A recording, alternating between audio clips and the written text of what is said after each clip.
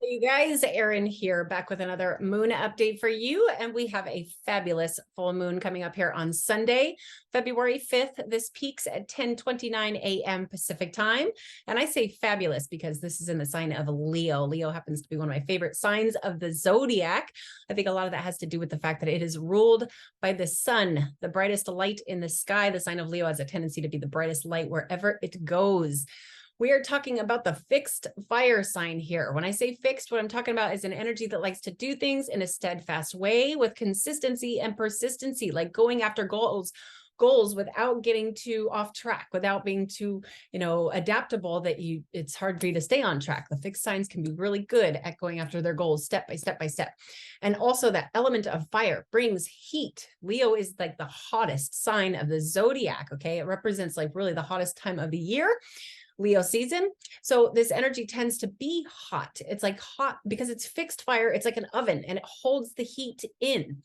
Now, because it's ruled by the sun, this energy has a tendency to, again, be a very bright light. It's this sign of creativity. It's a sign of pleasure. It's a sign of seeking pleasure. It's a sign of enjoying life. Has a lot to do with the playful activities of life, but it also has a lot to do with leadership qualities. Okay. Leo is kind of considered the king or the queen of the zodiac. It's very appropriately represented by the lion being the king of the jungle. Now, again, lions love to be courageous, right? Lions are very ferocious and courageous. The sign of Leo can be very courageous and very ferocious, but it also likes to play, just like lions like to play. Okay.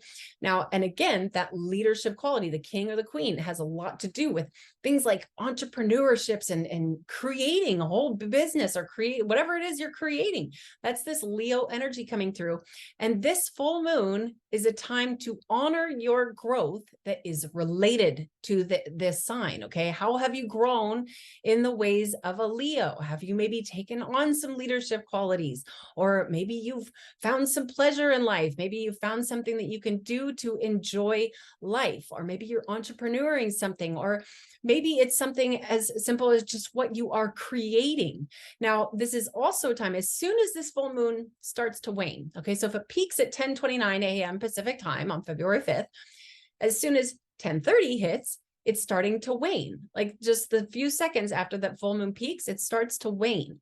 And if you want to stay in the natural flow of things, that's a time to release any Leo energies that you have taken on that do not serve you. Okay. Maybe you've been a little too courageous. Maybe you've been a little bit of a little bit egotistical, or maybe a little narcissistic, or maybe, a little too stubborn. The sign of Leo can definitely be a little stubborn. That's that fixed energy that comes in. If so, this is a time to release that. This is a time to let that go and maybe, take on the Aquarius season energies of doing things in groups and not just being the leader. I will say you this though, the sign of Leo, this is one of my favorite things about it.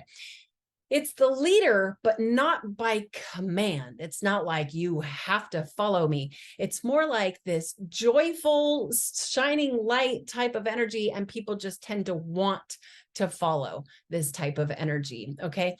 Leo people, no, this does not suggest that everybody whose sun is in Leo is up there, being the brightest light and shining like all over the place or anything like that. But the energy in and of itself is definitely has a strong tendency to do that. And a lot of people who have their sun in Leo, especially Leo rising, can have a tendency to just get attention and, just walking along the street and saying hi to everybody and just being, trying to enjoy life, that sort of thing. So again, how have you grown in these ways? And if there's anything that is not serving you that is related to the sign of Leo, it's time to let it go. Now, also, we all experience this as a collective. This is at 16 degrees Leo. We all experience the full moon at 16 degrees Leo. I think it's at 41 minutes, but regardless, it's also incredibly unique to each and every one of us.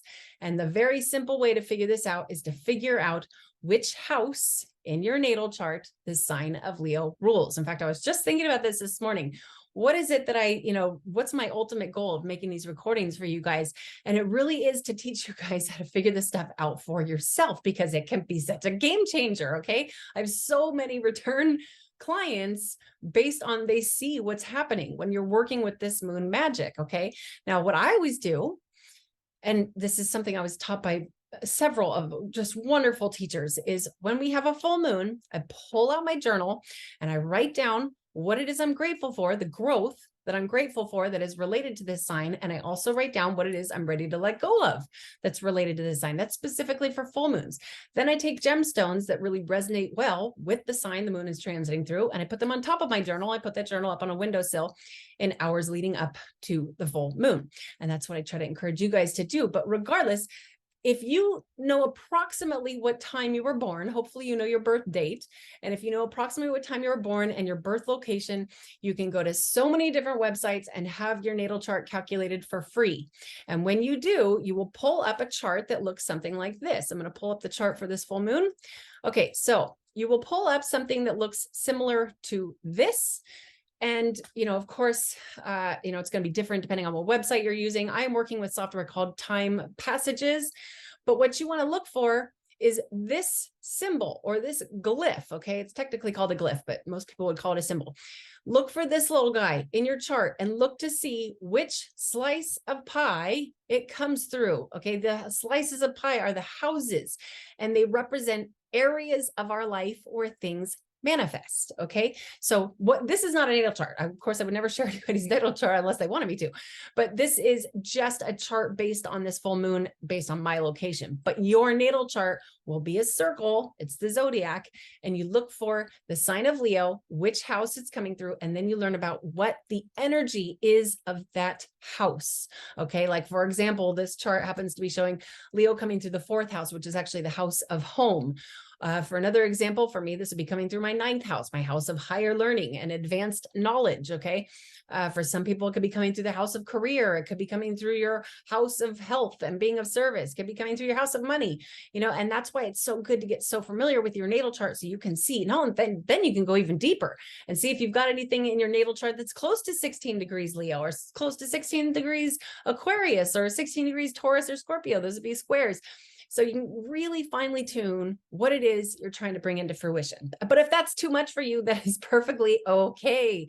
100% okay. And especially if you don't know what time you were born. There are ways of figuring out approximately what time you were born. I do have a few clients who have had really good success with muscle testing to find out what time they were born. You can also, if I gave you maybe 10 readings, sometimes it might even take 2 readings, but I'm really good at being able to figure out people's rising sign. And that is really what is the judgment of what time you were born. So, a number of astrology reads, not just with me, but hopefully any really good astrologer can help you figure out what time you were born as well. Okay, I hope that made sense to everybody. Now let's just move on to this chart. So this is basically a snapshot of the tropical zodiac at the time of this full moon. I work with geocentric Western astrology. So with that said, we put Earth right here in the middle of this thing. And these symbols right here, these glyphs are the symbols for the celestial bodies. Okay, like here's the sun, here's Saturn, here's Venus, here's Neptune, here's Jupiter. And when we go in the wheel a little way, these are the symbols for the zodiac signs that these things will be beaming through onto Earth at the time of this full moon. So let's start with the moon right here. The glyph for the moon and the glyph for the sign of Leo. Here we have 16 degrees. And yes, it is at 41 minutes, but we don't need to focus on the minutes right now.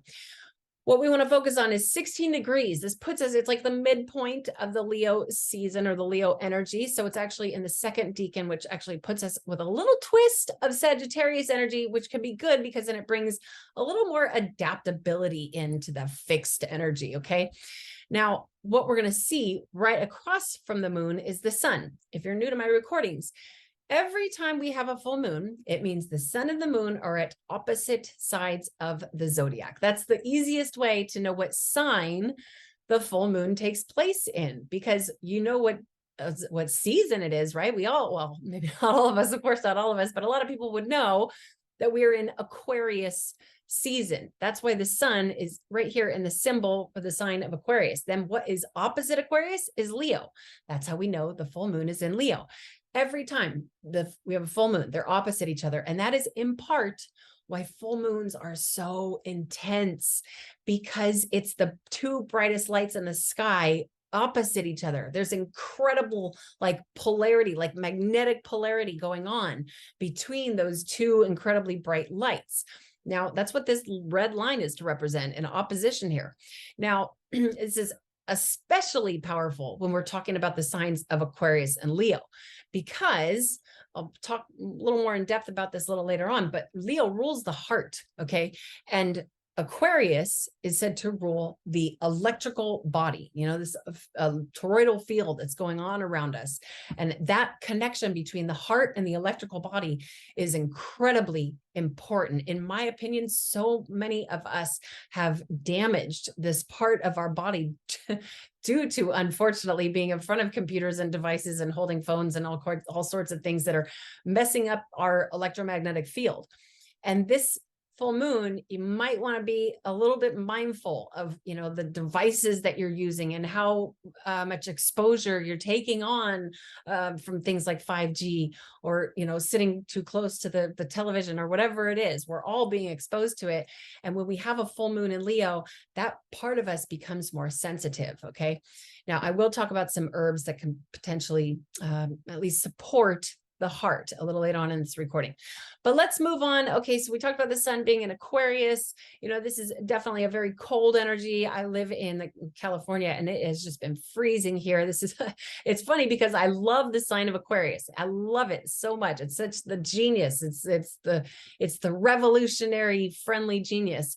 But this is definitely not my favorite time of year because I don't like to be in the cold. But regardless, that's what's going on there. Now let's move on. Let's talk about Venus. Venus over here. I'm excited about Venus in Pisces. All right. So Venus is the influencer of love and romance and what we're attracted to. And she exalts in the sign of Pisces, meaning this is where she works with her greatest strength. A lot of that has to do with the fact that Pisces is a very feminine, sort of flowy energy. Okay. It's the mutable water sign. It's emotional, and Venus gets to be extra romantic here. And this might be, again, so much of this depends on your own natal chart, but this might be nice for some relationship struggles. Okay. This might soften the heart a little bit.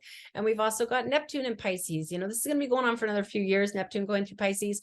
And I've talked a lot about this, but it's lovely spiritual energy. It really is. Neptune rules the sign of Pisces. So Neptune's in his own home. And something to think about here, but it's like we're lucky to be alive at this point because Neptune, I think it's somewhere like 150 years to go around this whole zodiac. And just to be alive while Neptune is going through his own sign of Pisces is a very spiritual time. Now, a lot of people are having spiritual awakenings or finding some sort of a spiritual practice, even people you would never even guess. I live sort of near the Bay Area where there's a lot of people that work these techie jobs in front of a computer all day in their little boxes and that sort of thing. And so many of these people are, reaching out to find some sort of a spiritual practice to support them in their very practical techie, field. So, and I do feel like Neptune and Pisces is playing a big role in that. However, I will say this, it's very, very unearthly. Okay. It's like so spiritual that it's easily manipulated. It's like magic, and sometimes this magic is very tricky and can actually even produce an energy of being victimized. So that's something to be mindful of there. Just be very careful about where you're getting your information from. It's kind of a delusional energy. Okay. Now moving on here, this is Jupiter going through Aries, which I like this. Okay. Jupiter, he's like the great benefic. Okay. He is the great benefic. Jupiter brings abundance and luck and wisdom and philosophy and all types of wonderful things like long distance travel. And Aries is the sign of self. And this is heating ourselves up. I will say this though, Jupiter has a huge influence on our liver, and going through Aries, all of our livers might be a little hot. So that's something to keep in mind. We might just want to, again, so much of this depends on your own natal chart, but as a collective here, it might be a good idea to just pay a little extra attention to our livers while Jupiter transits through Aries. I think it's like another 6 months or something like that. We've got Chiron still going through Aries, which Chiron, I'm going to sum it up like this. Chiron is the wounded healer. Okay. There's a lot of other things that are related to the sign related to Chiron. However, most commonly is referred to as the wounded healer. And again, going through the sign of self, Aries is the sign of self. This is a time for self-healing, another time that we are lucky to be alive in. I know so many people who are going off on some sort of a healing journey for themselves and figuring things out for themselves. And, of course, you want to be gentle, you want to, be fragile with yourself. But on the same token, there's a lot of ways to work on healing ourselves. And I do feel like Chiron going through Aries is influencing some of that. Okay, now this over here is Uranus. Uranus is kind of a key player for this full moon. And I'll tell you why, because, well, here's, that opposition that goes on between the sun and the moon. Now we also see these dark red lines going from the moon over to Uranus and from the sun over to Uranus. Okay, there's this red triangle in the middle of the chart. We call this a T-square, and it's basically the full moon and the sun are shining their lights right onto Uranus at the time of this full moon. It's almost, it's pretty close to being an exact square is what we call this. Okay. Now, Uranus influences revolutionary changes. Uranus is like the influencer of out with the old and in with the new. And Uranus was struggling hard throughout a huge portion of 2022 because he was in a hard aspect with Saturn, which Saturn was restricting the revolutionary energy of Uranus. And not only that, but Uranus was also very, very close to the North Node, making it a little more like dragon type of energy coming in. And this is all coming through the sign of Taurus, which Taurus really is like the earth of the earth signs. Taurus rules agricultural systems. Taurus rules money, okay, our banking, monetary systems. And I do feel like this square coming off of the sun and the moon for this full moon over to Uranus, plus we consider that the square that was going on with Saturn is now subsiding. And it's like Uranus is kind of working a little more independently now that it's not so close to the North Node. I feel like this is kind of opening the gates for the revolution to really start unfolding. And I will say this though, because I don't want to give anybody the wrong idea. I sort of feel like 2023 is going to be a little bit in limbo. Although I do think there's going to be a lot of shifts and a lot of things being revealed throughout 2023, but I think 2024 is going to be the big game changer. But this full moon pointing to Uranus, especially in the area that kind of revolves around money and banking and potentially agricultural systems, it's a revolutionary change that is about to unfold. I mean, we've already been experiencing it, obviously, but there's just a lot more that's about to manifest before our eyes. Okay, now this right here is Mars going through Gemini. Mars. Okay, so Mars likes to project forward. Mars is dominant, aggressive, masculine, hot, fiery. And Gemini is the sign of duality, that it kind of wants to go two directions at the same time. So Mars gets a little frustrated here, okay? And don't get me wrong, I have so many friends and actually some family members who have Mars and Gemini, and they're all very excitable people because Mars rules our physical drive and Gemini's is like vibrant, sort of bouncy energy, popular energy. But Mars in and of itself here, it's like, it's hard to project forward. It's hard to move forward with the goals without getting sidetracked. Okay. But Mars is done with the retrogrades. In fact, nothing's in retrograde except for the nodes for this full moon. I was going to touch on that as well. But regardless, Mars is finally moving forward. Okay. He's finally moving forward and he's going to finish up. I think it's about another month before he's completely done in Gemini. I feel like Mars is going to be relieved to be out of Gemini, but one of the things I've really been trying to get people to understand about this transit is that it's so important. Sure, be fascinated by things. And if you're on a track, if you're on if you're headed towards one goal and something over here seems kind of a little more fascinating than the goal you were on before or the mission you were on before, sure, check that area out, but don't lose track completely. Okay, I hope that made sense. Now, also, let's talk about Mercury in Capricorn here first. This I'm kind of digging this because it's like Mercury has so much of an influence on our conscious awareness. Mercury is like the organizer of our mind. It also is the messenger of the gods, has so much to do with our communication skills, and is a very, very busy character. Okay.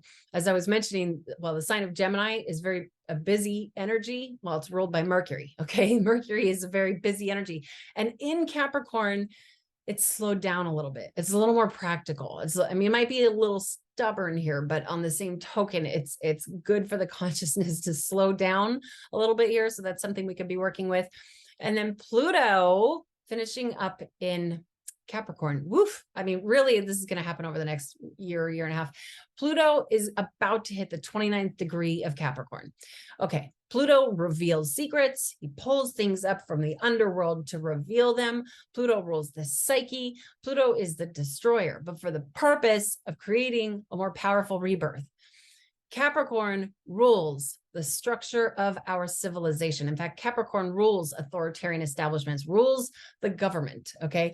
And Pluto's been going so slow. I think it's been 18 years since Pluto entered into Capricorn.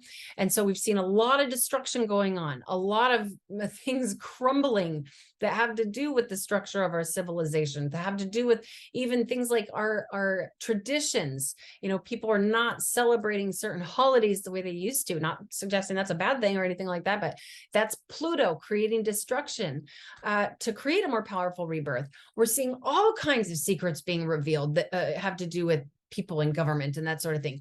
And Pluto is about to hit 29 degrees Capricorn. That's the danger zone. Okay. That's, you know, that's not necessarily, I don't need to make anybody scared or anything like that. I don't think it's anything like super dangerous, but I will say this. I do feel like this is the tip of the iceberg for creating a mass destruction in things that it's like the world is not going to function the way that it does right now in a couple of years, because what's going to happen here is Pluto is going to enter that 29th degree. 29 degrees is a very important degree to understand, and I would encourage you to just go look up information about it. It's a dangerous, it's like the darker side of the energies come out at the 29th degree. But Pluto's going to hit 29 degrees, and then in March, bink, move over into Aquarius very briefly, only going to be there for a few months, and then retrograde back into Capricorn to that 29th degree. And then eventually, I think it's in either December of 2023 or January of 2024, Pluto will get back into Aquarius. And it's like Pluto's doing this dance between Capricorn and Aquarius. And I do feel like Pluto is a very important key player to be keeping our eye on, especially as this has involved the United States Pluto return in the house of money, possessions, and values. So there's a lot of very interesting energies unfolding there. Okay, now let's just briefly touch on Saturn. Saturn is also finishing up in the sign of Aquarius. This is in March. There's going to be quite a few things that shift into different zodiac signs for the first time in a long time. And Saturn is one of them. So this is probably my last recording talking about Saturn in Aquarius, which I will miss this because Saturn is not such a fun character. Saturn brings restrictions, but he also provides structure and responsibilities. Okay. He's the builder. And the sign of Aquarius is really the sign of humanitarianism. Okay. And I've seen the humanitarian groups getting structured. And what I'm talking about here, when I say humanitarianism, I'm talking about the people for the people. I'm talking about the rebels who are sort of anti-establishment. Okay. And I've seen the people getting together and getting practical and building structures together. And so that I will miss. Not only that, but Saturn is one of Aquarius's rulers. So he works very, very comfortably there. But in March, Saturn's going to move into Pisces. So we'll talk about that more in my next recording. All right, let's see here. Did I cover all the stuff I wanted to? Let's briefly touch on the South Node going through Scorpio. So this South Node, this is where energy goes out. Okay. The North Node is where energy comes in. This is the dragon's head over here where my mouse is moving. And this is the dragon's tail, the South Node. Energy goes in through the head and out through the tail. These guys are ferocious, but they're important. Okay. The nodes are said to carry our soul from lifetime to lifetime. Like they're the ruler of our soul's journey. Okay. And they work with extreme force in these signs. The North Node works with extreme force in the sign of Taurus. The South Node works with extreme force in the sign of Scorpio. So, and the reason for that is, well, let's just focus on the South Node here. The South Node, again, this is where energy goes out. It's the dragon's tail, but it's ferocious and it whips all over the place. The sign of Scorpio rules the entire excretory system. It rules all the parts of the body where things go out, including the colon, the sweat glands, all of these things. And with that said, with it going through the South Node, it's like the most opportunistic time to flush things out that don't serve you. This is going to be going on until July, the end of July. It's like, of course, there's times that are better to do detoxification programs. And a lot of that has to do with the moon. A lot of that has to do with where the moon was when you were born, you know, that applies to you specifically. But overall, until July, it's like the ultimate time to flush toxicity out. And that could have to do with junk food that you're eating. That could have to do with drugs that are not good for your body. That could have to do with people who are not good for your vessel, you know, toxic relationships, that sort of thing. Time to flush them out. And especially because around the time of this full moon, this right here is something called the part of fortune, which can help the abruptness of that dragon tail whipping around. Okay, that part of fortune can make it a little more fortunate. Okay, so that's something else to keep in mind. Okay, I'm gonna leave that there. Oh, I think, yeah, I think I did cover how to find where that sign of Leo is in your natal chart. Hopefully you guys are able to follow along with that. If not, you can always schedule astrology reading and I can show you how to do it yourself. Okay, so for now, let's go on to parts of the body. As I mentioned, Leo rules the heart. So this part of our body becomes more sensitive when the moon transits through the sign of Leo, especially when it is a full moon in the sign of Leo. It is such a good idea to support this area of our body, especially like heart chakra work. This is like the green chakra, even just eating greens, healthy spinach, whatever it is, whatever you like, broccoli. Probably more like the leafy greens would be more supportive to the heart chakra, but also just to kind of support the cardiac system and the aorta, just the whole heart system, really. Hawthorn and also motherwort, those can kind of relax that area of the body. Now, I am not a doctor and I don't claim to be a doctor. Any information I provide for you is coming from teachers, my favorite teachers over the years, and also things that I have tried and worked for myself. Of course, you should always check in with your healthcare practitioner before dabbling into anything like this, because it can, mess with if you're on other medications or anything like that, or maybe you're allergic to it. It's a good idea to just be careful with yourself. But these are things that have worked for me, and these things do support that area of our body. Also, Leo rules the spine. Okay, so it is a really good idea to pay attention to your spine. Sit up straight. I'm not somebody who does that. My Saturn is in Leo. I've got a restricted Leo energy. So I really have a hard time sitting up straight, but it is a good idea to pay a little extra attention to how you're sitting in the hours, especially, well, really even the days surrounding this full moon. And also, Leo oddly has some influence on the gallbladder. Okay, it is a really good idea to pay a little extra attention to our gallbladder. Don't be putting toxic things into your body again, especially while that south node is going to the sign of Scorpio. Okay, and then gemstones. All right, so the dedicated zodiacal birthstone for the sign of Leo is ruby. That's why I've got my ruby on here. Thank you, Grandma. And it's in gold, which gold is Leo's metal. Okay, now ruby is a very, very powerful stone. In fact, rubies are really ruled by the sun. They could be really good, but one of the reasons I love wearing ruby set in gold is because my Saturn is in Leo. Saturn restricts things. Okay, the gold or the ruby set in gold opens that energy up. I would want to say that rubies could, especially one that's more opaque. I don't have one in front of me, but you can get a ruby that's not, it's not clear. You can get an opaque ruby that is also very affordable. It wouldn't be as potent, but that is putting, like I mentioned earlier, I put these gemstones on top of my journal. And what they do is they take the energy of what I have just written in my journal and it harmonizes, or not necessarily harmonizes, but is more in a stronger resonance with the energies that we are receiving from the moon, from the celestial bodies up there.